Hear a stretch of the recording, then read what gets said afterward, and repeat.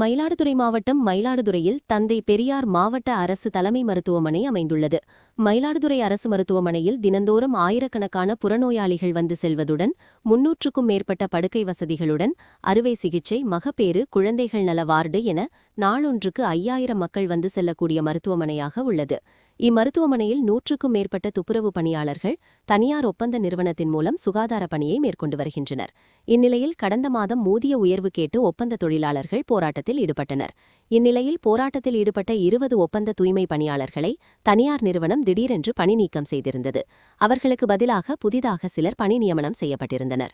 ஊதிய உயர்வுக்காக போராட்டம் நடத்திய காரணத்தால் பணி நீக்கம் செய்யப்பட்டதை கண்டித்து தூய்மை பணியாளர்கள் இன்று மயிலாடுதுறை அரசு தலைமை மருத்துவமனையில் வேலைநிறுத்த போராட்டத்தில் ஈடுபட்டுள்ளனர். மேலும் நிர்வாகத்தை கண்டித்து மருத்துவமனை வாசலில் கண்டன ஆர்ப்பாட்டத்தில் ஈடுபட்டனர். தூய்மை பணியாளர்கள் வேலைநிறுத்தம் காரணமாக அரசு மருத்துவமனையில் சுகாதார பணிகள் பாதிக்கப்பட்டுள்ளது. மேலும் புதிய ஒப்பந்த பணியாளர்களை பணிக்கு செல்ல விடாமல் தடுத்து நிறுத்தியதால் பரபரப்பு ஏற்பட்டது. அட்டன்ஸ்ல எங்க பேர் 20 பேர் கிடையாது. நாங்க காலையில டியூட்டிக்கு தான் வந்திருக்கோம். எந்த ரீசனும் எங்களுக்கு சொல்லல. இந்த வேலையை விட்டு என்ன காரணம், இதை வச்சு நாங்கள் வேலையை விட்டு உங்களை எடுக்கிறோங்க ரீசன் சொல்லாமலே நாங்கள் வேலைக்கு போய் அட்டன்ஸில் கையெழுத்து போட போனால் பேர் கிடையாது.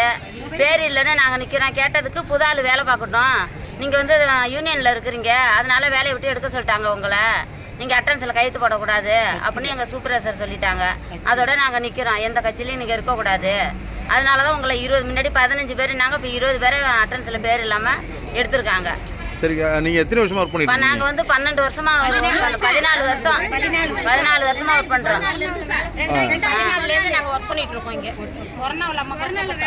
கொரோனாவுல எந்த ஒரு சம்பளமும் இல்லாத நாங்க வேலை பார்த்துக்கிறோம். ராவா பகலா 8 காலைல 7 மணிக்கு வந்தா 8 மணிக்கு தான் வீட்டுக்கு போவோம். பஸ் இல்லாம இங்க இருந்திருக்கிறோம்.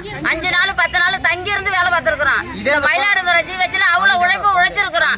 அவ்வளவு மரம் ஏறி வெட்டி இருக்கிறோம். அவ்வளவு காடை அழிச்சிருக்கிறோம். அவ்வளவு பில்லு வெட்டி இருக்கிறோம். அவ்வளவு மண்ணை அள்ளி இருக்கிறோம். அவ்வளவு குப்பை அள்ளி இருக்கிறோம். அவ்வளவு வெறும் நோயாளி பிய அள்ளி இருக்கிறோம். நாங்க அவ்வளவு வேலை நாங்க செஞ்சிருக்கிறோம். அவ்வளவு கஷ்டப்பட்டுக்கிறோம் அந்த மயிலாடுதுறை ஜிஹெச்சுக்கு. திடீர்னு இன்னைக்கு 20 பேருக்கு வேலை கிடையாது, நீங்க வெளில போங்க, புதால வச்சு வேலை செய்ய போறோம்னு சொல்றாங்க. இதுக்கு எங்களுக்கு ரீசன் தெரிஞ்சா அவனு என்னன்னு. நாங்க சம்பள உயர்வுக்காக தான் நாங்க போராடணும் ஒழிஞ்சு வேற எந்த இதுக்காக நாங்க போராடல. சம்பள உயர்வு எங்களுக்கு வேணும், சம்பளம் கட்டுப்படி ஆகல அப்படின்னு கலெக்டர் வேஜஸ் தான் நாங்க கேட்டோம். சாதாரண ஒத்துக்கிட்டாங்க, ஜேடியும் ஒத்துக்கிட்டாங்க. அங்கேருந்து லேபர் ஆஃபீஸ்லேயும் வந்து ஒத்துக்கிட்டு உங்களுக்கு கலெக்டர் வேஜஸ் போடுறோமா அப்படின்னு சொல்லி தான் போனாங்க. இப்போ புது கம்பெனி இன்னைக்கு வந்ததுலேருந்து உங்களுக்கு வேலை கிடையாது, ஏன் யூனியன் அமைச்சிங்க, வேலை கிடையாது, ஹோல்டு பண்ணுறோம், பேசி தீர்த்துக்கலாம் அப்படின்னு சொல்லிட்டு வெளில அனுப்புகிறாங்க. இதே கம்பெனி தான். அடுத்த கட்டமாக நீங்கள் என்ன பண்ண போறீங்க?